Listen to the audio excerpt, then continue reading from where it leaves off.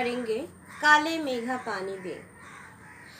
अभी अभी तुम लोगों ने एक वीडियो देखा, ये जो काले मेघा पानी है जो हमारा स्टोरी है उसके ऊपर कविताएं भी रचना की गई है, जस्ट तुम लोगों को समझाने के लिए कि उसका फैक्ट क्या है, इसलिए मैंने ये वीडियो डाला है।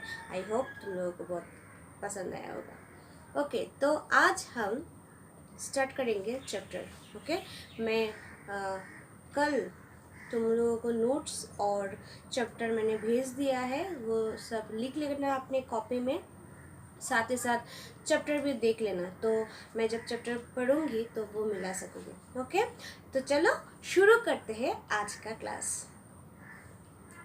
उन लोगों के दो नाम थे, इंद्रसेना या मेढक मंडली। एक जगह का नाम बोला जा रहा है, ठीक है। ये बीच में से ये स्टोरी का स्टार्टिंग पॉइंट है। तो पहले ही उन्होंने एक क्या बोला, उन लोगों के दो नाम थे। कौन लोगों के ये हम बाद में देखेंगे, लेकिन जिनका नाम था उसको क्या कहा जाता है, इंद्रसेना या मेढक मंडली। नाम याद रखना, बिल्कुल एक दूसरे के विपरीत, एक दूसरे के, ये एक है और ये एक है, दो अपोजिट है पूरा। जो लोग उनके नग्न स्वरूप शरीर, उनकी उछल कूद, उनके शोर शराबे और उनके कारण गली में होने वाली कीचड़ कादों से चिढ़ते थे, वे उन्हें कहते थे मेढक मंडली। मेढक मंडली ये एक ही लोगों का दिया हुआ नाम है, लेकिन कोई कोई इसको बोलते हैं मेढक मंडली, कोई कोई बोलते हैं इंद्रसेना। क्यों?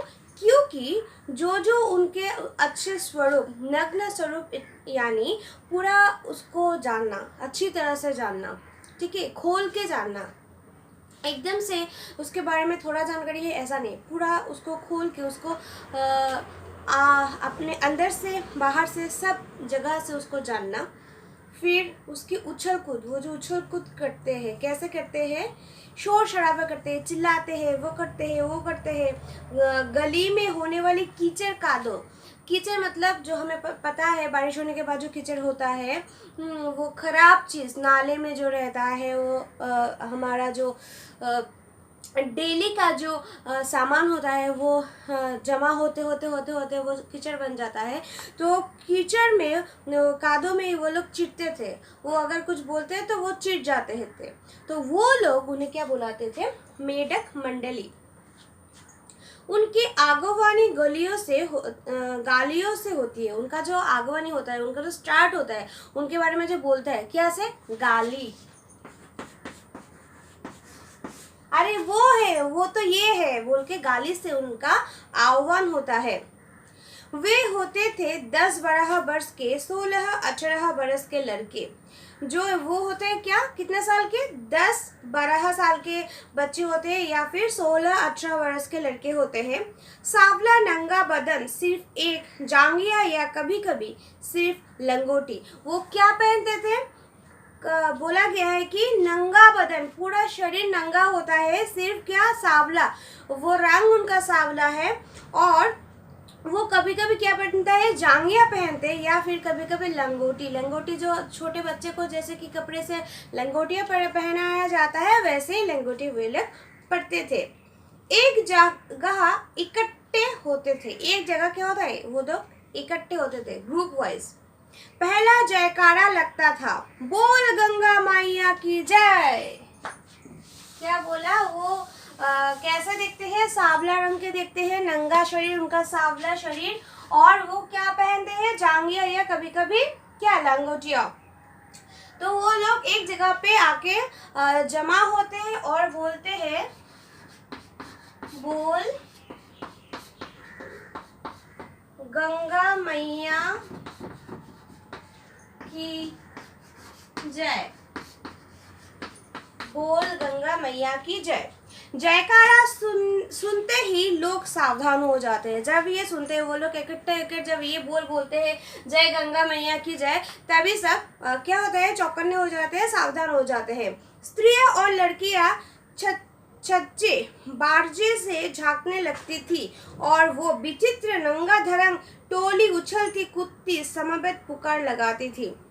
जो स्त्रियां या लड़कियां था तो वो क्या करते थे, खिड़की के पास से वो लोग उन लोगों को देखते थे और वो लोग क्या करते थे कि विचित्र नंग ढंग, वो जो उनका जो पहनने का जो ढंग है, कपड़ा पहनने का, उसका देख उस कपड़े में जब वो उछल कूद करते हैं, ये करते हैं, वो करते हैं, तब उसको और चिल्लाते चिल्लाते क्या करती है, काले मेघा पानी दे, गगड़ी फूटी बेल पियासा पानी दे, गुरधानी दे, काले मेघा पानी दे। जो पोएम मैंने थोड़ी देर पहले ही तुम लोगों ने सुना है। क्या बोलते हैं, काले मेघा पानी दे, गगड़ी फूटी बेल पियासा पानी दे, गुरधानी दे, काले मेघा पानी दे। ओके, ये कविता का, ये जो मैंने बोला स्टोरी उस ऊपर ही, उसके ऊपर ही बेस करके बनाया हुआ है। उछलते कूदते एक दूसरे को धकियाते ये लोग गली में किसी दुमहले मकान के सामने रुक जाते। क्या बोलते हैं, वो उछलते हैं कूदते हैं, उछल के कूदते कूदते ये सब बोलते थे, ये कविता बोलते थे और एक धक्का मतलब धक्का देते हैं, धक्का देकर गली में दुमहल मतलब सेकंड फ्लोर वाला जो मकान होता है उनके सामने जाके रुक जाते थे। और फिर क्या बोलते हैं, पानी दे मैया इंद्र सेना आई है। वो अपने आप को इंद्र सेना बोलते हैं, लेकिन बाहर वाले जो उनका जो चरित्र गठन है वो लोग क्या बोलते हैं, मेंढक मंडली।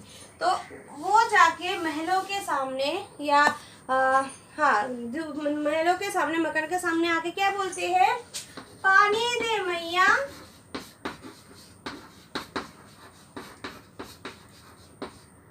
इंद्र सेना आई है।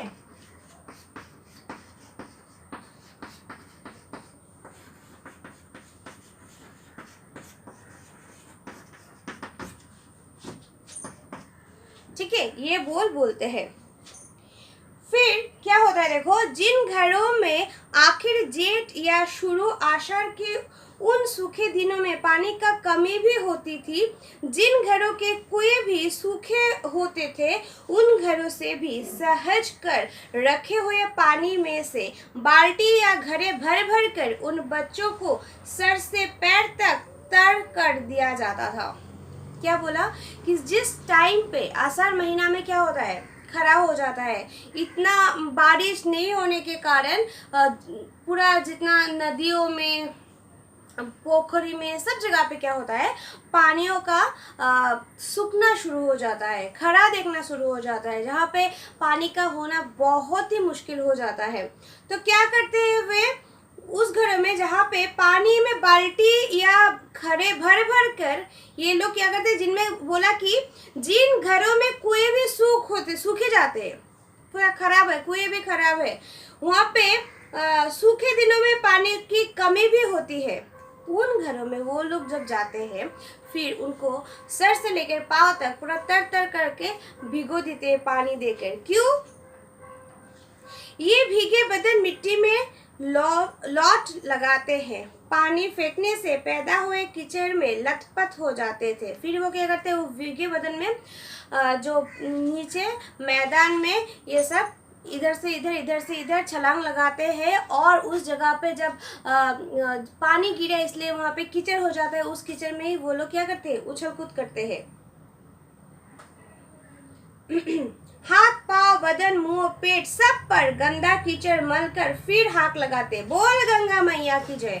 और फिर हाथ में, पैरों में, पूरे बदन में कीचड़ लगाने के बाद वो क्या बोलते हैं, बोल गंगा मैया की जय। और फिर मंडली बांधकर उछलते कूदते अगले घर की ओर चले पड़ते, बादलों को टसते, काले मेघा पानी दे। फिर वे लोग क्या करते थे, फिर वे लोग एकजुटे होते, वो कीचड़ लगा के दूसरे घरों के सामने जाके यही बोलते हैं, काले मेघा पानी दे, गगरी फूटी बोल, ये सब बोलते बोलते दूसरे घर में जाके बोलते हैं, मैया पानी दे।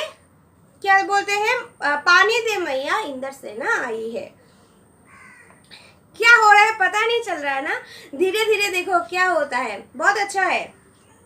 वे सचमुच ऐसे दिन होते जब गली मोहल्ले, गांव शहर, हर जगह लोग गर्मी में भून भून कर त्राहिमाम कर रहे होते।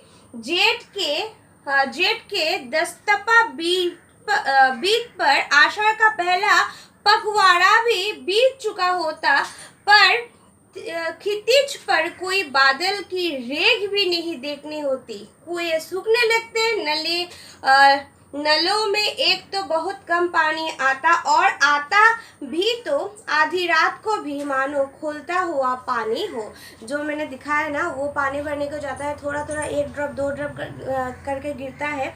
तो बोला उस टाइम में ये लोग ये करते हैं। जब नलों में पानी नहीं रहता, जब कुएं में पानी नहीं रहता, तभी ये लोग, वो जो इंद्रसेना वाले हैं, वो लोग ये करते हैं। ठीक है, समझ में आ रहा है? जहाँ पे पानी का रहना बहुत ही इम्पोर्टेंट है, और वो यहाँ पे अपने सरों से पेड़ तक वो भीगते हैं, और भीगने के बाद फिर वो कीचड़ लगाते हैं, दूसरे घर में जाते हैं, जहाँ पे पानी का एक बूंद भी मिलना बहुत ही कठिनाई होता है। शहरों की तुलना में गांव में और भी हालत खराब होती है। शहर में जो फिर भी थोड़ा पानी आ जाते हैं, लेकिन गांव में बहुत ही हालत खराब होता है। अच्छा, वो जो क्या करते हैं, मैंने अभी बोला कि वो लोग कीचड़ लगाते हैं, उछल कूद करते हैं, और फिर जाके बोलते हैं पानी दो मैया, इंद्रसेना आई है, तो पानी सर से ऊपर तक वो लोग देते हैं, पूरा भीगते हैं, और फिर उछल कूद करके दूसरे घर पे जाते हैं। तो हमारी इस बुक में इसका एक चित्र दिया गया है, मैं दिखाने की कोशिश कर रही हूँ। देखो, दिखने को आ रहा है शायद, हाँ, ये देखो, ये है इंद्रसेना। ओके, ये जो उछल कूद कर रहे हैं, और ये कहाँ से, खिड़कियों से ये सब पानी फेंक रहे होते हैं। ओके, समझ में आया? हाँ, तो गांव की अवस्था और भी खराब होती है। यहाँ जहाँ जुताई होनी चाहिए, वह खेतों की मिट्टी सूखकर पत्थर हो जाती है। जहाँ पे क्या जुताई, मतलब बहुत ही अच्छा फसल होना चाहिए, वहाँ पे फसल तो बहुत दूर की बात है, सूखी काट बन जाते हैं। फिर उसमें पपड़ी पड़कर जमीन फटने लगती है। जैसे कि खरा, जब बहुत ज़्यादा अनावृष्टि होता है, तब क्या होता है, सब कुछ सूख जाता है, तब मिट्टियों में फाटल देखा जाता है। ऐसे मैं दिखाऊंगी नेक्स्ट वीडियो में, मैं उसका फोटो दूंगी, देख लेना। उसको क्या बोलते हैं, उसको क्या, चलते चलते जमीन फट जाता है, फटने लगती है। लू ऐसे कि चलते चलते आदमी आधे रास्ते में लू खाकर गिर पड़ते हैं। लू मतलब गर्म हवा, इतना गर्म हवा देते हैं कि उसका हवा खा के चलने वाले लोगों पूरा वो अवश हो जाते हैं और गिर भी जाते हैं, वो पूरा हालत खराब हो जाता है। जहाँ पे देखो, डोर डंगर प्यास के मार मरने लगते, लेकिन बारिश का कहीं नामो निशान नहीं। ऐसे में पूजा पाठ कथा विधान सब करके लोग जब हार जाते हैं, तब अंतिम उपाय के रूप में निकलती है ये इंद्रसेना। देखो कहाँ से इंद्रसेना आया। बोला पूजा पाठ कर लिया, वो कर लिया, ये विधान हो गया, वो विधान हो गया, सब करके जब देखता है कि बारिश का एक बूंद भी नहीं है, लोग मर रहे हैं, तभी आता है कौन, इंद्रसेना। किस लिए, सिर्फ एक ही उपाय के लिए कि इंद्रसेना की जो चाहत है, उसे अगर हम उसके मुताबिक चले तो शायद बारिश होगी और हमारा फसल उगेगा और हम बचेंगे। इस अंधविश्वास से पैदा हुआ है ये इंद्रसेना, या क्या मंडली, मेंढक मंडली। ठीक है, समझ में आया कहाँ से ये इंद्रसेना आया है। वर्षा के बादलों के स्वामी हे इंद्र, यहाँ पे आ गया है मिथ। क्या मिथ है कि जो देवता है, बारिश जो होता है, बादलों की जो राजा है, वो है भगवान इंद्र। ठीक है, वो है भगवान इंद्र। और इंद्र के सेना टोली बांधकर कीचड़ में लथपथ निकलती पुकारते हुए मेघों को पानी मांगते हुए प्यासे गले और सूखे खेतों के लिए वो क्या करते हैं, ये कुचल कुचल के जाके कि एक बार बारिश हो जाए। वे इंद्र सेना कहाँ का है, इंद्र है बादलों की क्या, गुरु यानी राजा। ठीक है, तो अगर वो ऐसे करके सबके घरों में जाएगा और प्रार्थना करेगा इंद्र देवता को, तो बारिश होगा ही होगा। ठीक है।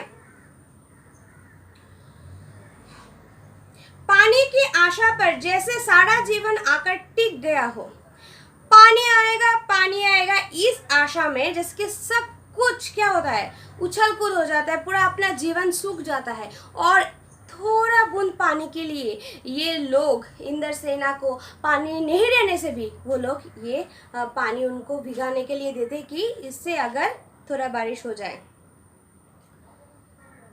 बस एक बात मेरे समझ में नहीं आती थी कि जब चारों ओर पानी की इतनी कमी है तो लोग घर में इतनी कठिनाई से इकट्ठा करके रखा हुआ पानी बाल्टी भर भर उन पर क्यों फेंकते हैं। ये लेखक का प्रश्न है।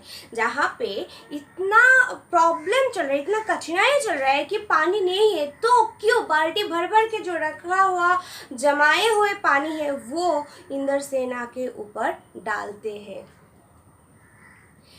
कैसे निर्मम बर्बादी है पानी की। ये एकमात्र बर्बादी है, क्योंकि उसको नहा तो नहीं रहा ना, नहा रहा है फिर किचन में जा रहा है, नहा रहा है फिर किचन में जा रहा है, तो अल्टीमेटली क्या हो रहा है, पानी का बर्बादी। जहाँ पे पानी एक अमूल्य धन हो चुका है, जीवन हो चुका है, पानी के बिना हम रह नहीं सकते, जी नहीं सकते, वहाँ पे उन इंद्रसेनाओं के ऊपर बाल्टी भर भर के उन लोगों के ऊपर दिया जा रहा है। देश की कितनी क्षति होती है इस तरह के अंधविश्वासों से। देखो, हमारा देश अंधविश्वासों में अटका हुआ है पूरी तरह से। ठीक है। जहाँ पे विज्ञान फेल हो जाता है वहाँ पे जीत जाता है एकमात्र अंधविश्वास।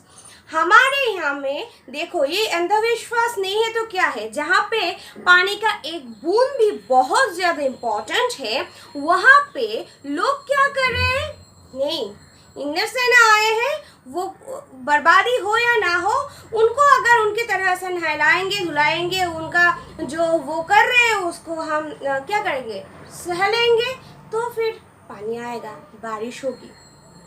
कैसे अंधविश्वास है ये। कौन कहता है इन्हें इंद्र की सेना, कौन कहते हैं ये इंद्र की सेना है। अगर इंद्र महाराज से ये पानी दिलवा सकते हैं तो खुद अपने लिए पानी क्यों नहीं मांग लेते। ये क्वेश्चन मैं सब वो अंधविश्वास वाले मनुष्य से करना चाहती हूँ कि अगर जैसे कि ज्योतिषिया बाबा, कोई साधु, अगर वे हमारे जीवन को सुधार सकते हैं तो पहले वे खुद के जीवन को क्यों नहीं सुधारते। उनके ऊपर तो सबसे ज़्यादा इफेक्ट पड़ने वाला है ना, क्योंकि जो मनुष्य दूसरों के जीवन में सुख ला सकता है, संपत्ति ला सकता है, आश्चर्य ला सकता है, सब कुछ ला सकता है, तो अपने जीवन में क्यों नहीं, क्यों अपने जीवन में बहुत दुखियारी होते हैं, क्यों उसको छलना का हेल्प लेना पड़ता है, क्यों मोहल्ले भर का पानी नष्ट करवाते घूमते हैं, क्यों ये लोग क्या करते हैं, नष्ट करवाते हैं पानी। नहीं, ये सब पाखंड है। पाखंड क्या है, पाखंड का मतलब है क्या है,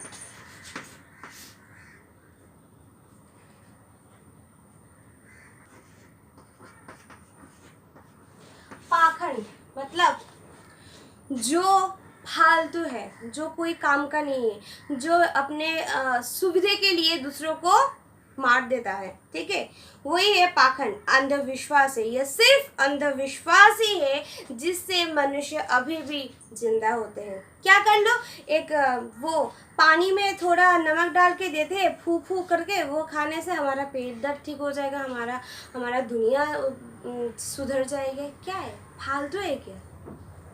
देखो यहाँ पे क्या बोलता है, ऐसे ही अंधविश्वासों के कारण हम अंग्रेजों से पिछड़ गए और गुलाम बन गए। सबसे ज़्यादा इम्पॉर्टेंट थिंग्स यहाँ पे आज हम यहाँ पे ख़त्म करेंगे अंधविश्वास को। अभी तुम लोग का कमेंट जो दोगे ना इस वीडियो को देखकर, तो तुम लोगों के पास ऐसा क्या क्या अंधविश्वासों का एग्जाम्पल है वो मुझे कमेंट में चाहिए कि तुम लोग ऐसे क्या क्या अंधविश्वास को मानते हो या अपने सामने देखते हो। क्या बोला है सबसे इम्पोर्टेंट बात कि हमारे इस अंधविश्वास के कारण ही हम अंग्रेजों जो हमारे यहाँ पे आए थे उससे पीछे रह गए, क्योंकि उनमें अंधविश्वास नहीं था। वे साइंस को प्रैक्टिकली और रियलिटी को मानते थे, ना कि अंधविश्वास को।